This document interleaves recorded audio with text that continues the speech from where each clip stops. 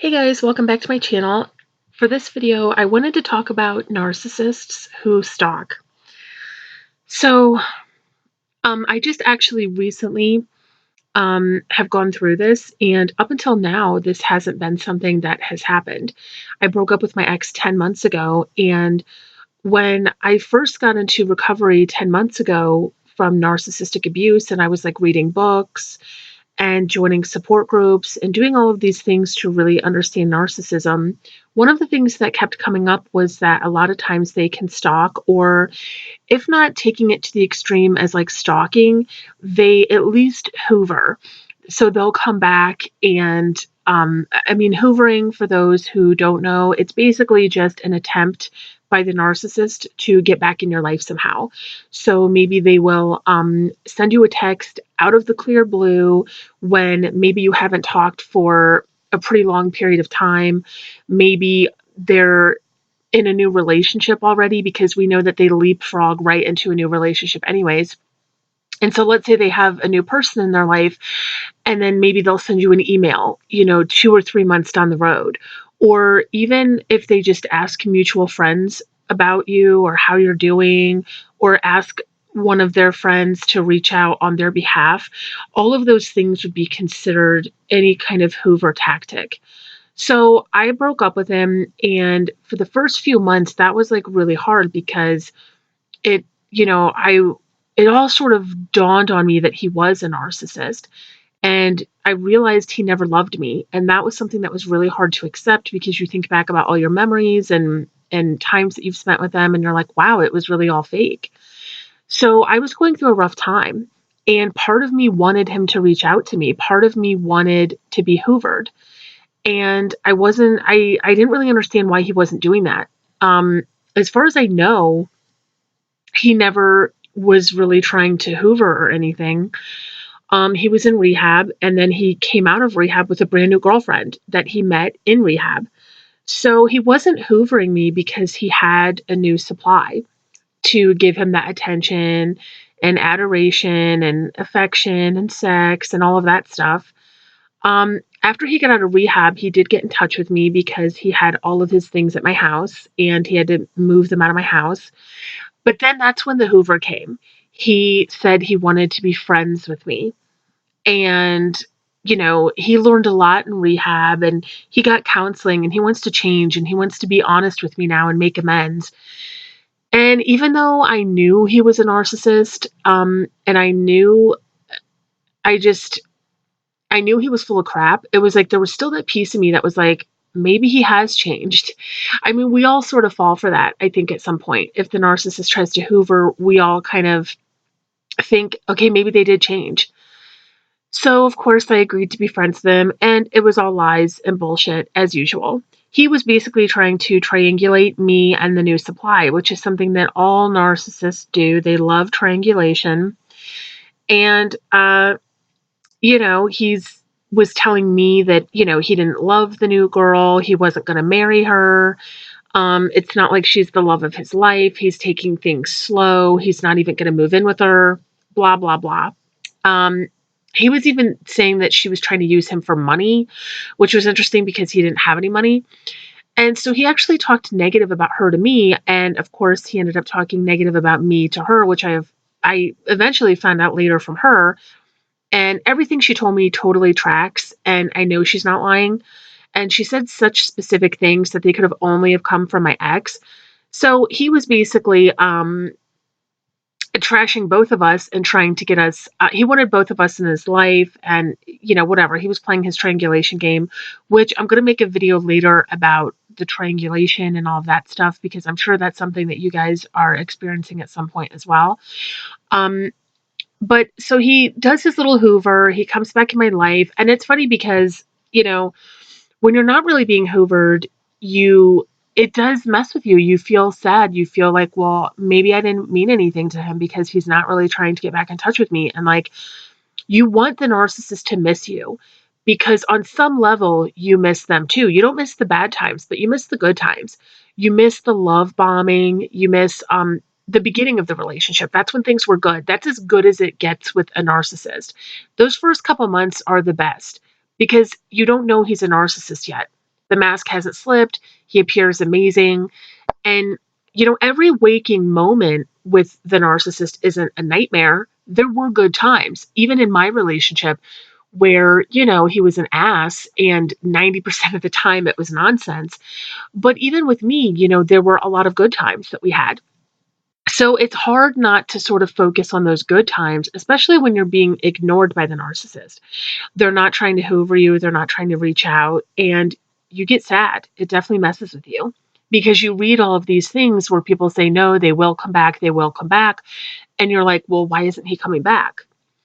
But you don't want them to hoover you because all it does is just prolong the inevitable. They are a narcissist, they're never going to change. And they're just trying to suck you back in for one last go round. I mean, that's really all they're doing. They're just trying to get more supply from you, more fuel, and they're going to eventually discard you and still move on to someone else. That's what they do. They will keep coming for you until you have nothing left to give them. And, perhaps that's why they're not hoovering you. Maybe they know that the jig is up and that you have completely figured them out and you have nothing left to give them. If you do still have something left to give, they will return. And maybe that brings relief to you on some level. It depends on how far along in recovery you are. But they will be back. Maybe not now, maybe not tomorrow, but at some point they will. If they feel you have anything left to give, they will return back to your life. And I know that depending on where you are in recovery, that could feel comforting. You feel like, okay, it's not over. But, it's just one of those things where it really does prolong the inevitable. I mean, eventually it is going to be over. This person isn't going to magically change overnight and be this knight in shining armor that you thought he was. These people, they use and manipulate and lie, and they just take your soul from you. They just drain you of energy and money and time, affection. I mean, they always call them emotional vampires, and it's true. They drain life out of you. So, I know that you might be wanting to hear from them, but eventually you do get to the point where you don't want to anymore. And I never thought that I would be that way. In the beginning, I wanted to be hoovered. It hurt my feelings that he wasn't reaching out. Now I'm at the point in my recovery where I literally never want to hear from him ever again, and have taken measures to block him, block his girlfriend, block their phone numbers. And then I changed my number. So I got a new phone number because he was basically downloading text apps and stalking me and doing weird stuff. So now I'm at the point where I can actually, I don't want him to reach out to me anymore because now, the more you read about narcissism and the more you find out, the more disgusted you become with the narcissist because you see them for what they are, which is a monster, and you really don't want them in your life. As far as the stalking, that's something too that I was reading about, that a lot of narcissists will stalk you and whatever. Even if they're not trying to hoover you, even if they kind of know that you don't have anything left to give them, and they know that you've figured them out and the jig is up and they don't really have a chance of getting fuel from you, they still might stalk you. And I use the term stalk, it could just be them keeping tabs on you, maybe I'll say, instead of stalking. But they like to stay in the shadows and keep tabs and sort of keep an eye on what you're doing. And you might not even know that they're doing that. I was not aware that my ex was watching me until he reached out to me, because then he referenced these things from my Facebook where he had obviously been watching me from different accounts because, they are both blocked. So I don't know how he was doing that. And we don't have any mutual friends. So, but I was a little surprised that he was actually looking at my Facebook.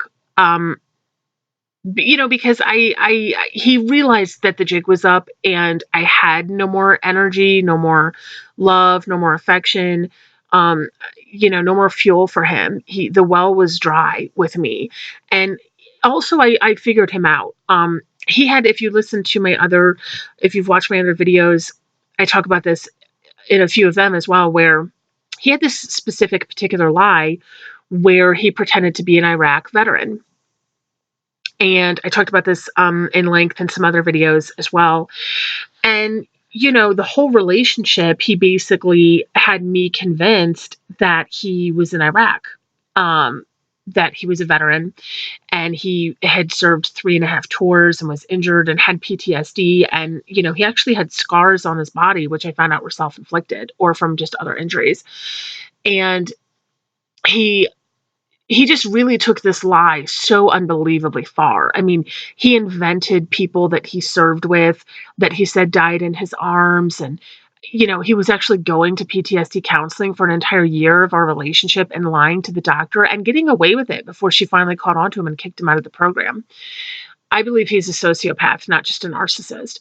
But he took it to such an extreme and just I mean, these unbelievable details. I mean, he actually cried in my arms about a guy that wasn't even real.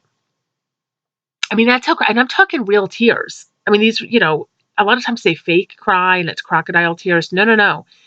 Liquid tears were coming out of his eyes. Okay. And, that's why I believe he's a sociopath, because he's so much more than just a narcissist. I mean, he's completely batshit crazy.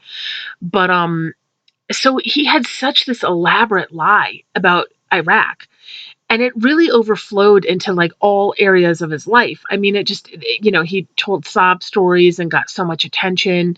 He was a drug addict and he was addicted to heroin and to pain pills. So he would always have these alleged injuries. He told me he had shrapnel still in his body from Iraq. So he would like go to the hospital and go to the emergency room to try to get pills. And he would tell the doctors, oh yeah, I'm an Iraq combat vet. And, I did a bunch of tours and, I fucked my back up and I've got back pain and all this. And they would literally just give him Vicodin because of his Iraq story, because they thought, wow, this guy's a real combat vet. And a guy like this has sacrificed so much and he shouldn't have to suffer with back pain. So he was like pill popping and going around and getting pills with his little fake Iraq story. So this Iraq story benefited him in many, many areas. And I found out that it was all a lie. I confronted him and he admitted it. So I had completely exposed him. So once you expose them, like on something on that level, like of an entire lie that is so detailed and deep, and you totally just rip the Band-Aid off it and expose it, they're devastated. I mean, you have to think of how much time and energy and everything that was put into keeping up this Iraq facade. And I just completely tore it to shreds and exposed him. After that happened, I think he knew I would never get back with him in a million years because of the lies. So he wasn't hoovering me in the sense of trying to get back with me, I don't believe, because I don't think he would have been delusional enough to think that I would get back with him. But I think he wanted to keep tabs in the background to make sure I wasn't exposing his lie to other people. So I think he was watching my Facebook, getting fake phone numbers. And I had a lot of phone calls where like people just wouldn't leave voicemails. And I think he was just keeping tabs, finding out what I'm doing. Also the narcissist wants to make sure that you're suffering. They're so arrogant and they think that, well, without me in her life, she's probably crying in a corner somewhere. They don't want to see you going on and doing good things. I've lost over 50 pounds since I ended the relationship, and that pissed him off. I guess he saw that on Facebook. And so when he messaged me, he called me fat and said I was Miss Piggy. And, tried to tear me down and say, that he only slept with me because he absolutely had to, and he was picturing other people. And I mean, he was such an idiot. And, he was jealous that I have been doing well without him, and I have lost a bunch of weight, and I'm not crying in a corner, and my life isn't in shambles. So a lot of times they will watch you or stalk you in the background to just see how you're doing. They want to see you doing poorly. And if you are doing good, they will probably reach out to you because they want to beat down any self-esteem that you have. They don't want you to do good. So he saw that I was, losing weight, and I moved to a really nice area. And I was living in a bad area when we were together and he lived with me. And so I think that there were different things that he was totally jealous of, and he was pissed because he's living in a terrible area. He is essentially homeless. He lives with people and bounces around. He doesn't really have anything going on for himself. He's still doing heroin. And he saw that I was losing weight, and I'm also a mentor in a support group. And, I'm doing things that I think show him that my life has improved without him in it. And that's just a dent to their ego. They're kind of like, well, wait a minute, how is her life getting better with me not in it? This is bullshit. So then they might reach out to you and tear down whatever you're doing. If you're losing weight, oh, you're still big and fat, if you don't really have a great career, they might throw that in your face. Maybe they'll question your parenting skills and act like you're a bad mom. Um, they might make fun of your vehicle or make fun of where you live, appearance, anything that they can throw at you, they will, because they just need to beat you down. They don't want you to do well without them. So they will say and do anything. So they will watch you in the shadows. They will. They do keep tabs on you. And it's not because they want you back. It's because they just want to prove to themselves that you need them in your life, and without them in your life, you're going to do horrible. Well, then when you start doing good and actually doing better without them in your life, then they have to sabotage it. They love to sabotage. So at some point, you probably will hear from the narcissist again. And a lot of times, if it's in the beginning, maybe it's only been a few months, since you guys last talked, and you're kind of wondering, why aren't they reaching out to me? Why haven't they tried to hoover me? And maybe depending on where you are in your recovery, you really want to hear from them because you think it must, if they reach out to you, then maybe that means that they do still love you, or they loved you all along, or the times that you had meant something to them and that they miss you. And they're not reaching out to you. And so you're feeling like maybe there's something wrong with me. Maybe there's a reason why. It's just because he has supply elsewhere. And also, they could be watching you and you're just unaware. I think my ex was watching me and is still watching me for some time, and I had no idea. So a lot of times they won't let you know. They won't be obvious about it. They can be very stealthy and sneaky, especially if they're a covert narcissist. They like to fly under the radar in all areas. So they might be watching you from afar, checking your social media, whether you have Facebook, Instagram, Twitter, whatever. They're out there. They're out there watching, and they're just seeing what's going on in your life. And sometimes if you do good, if they do think that you have any fuel left for them, and maybe their new supply source sucks, they might try to come back and hoover you to get some of that fuel from you. And don't give it to them.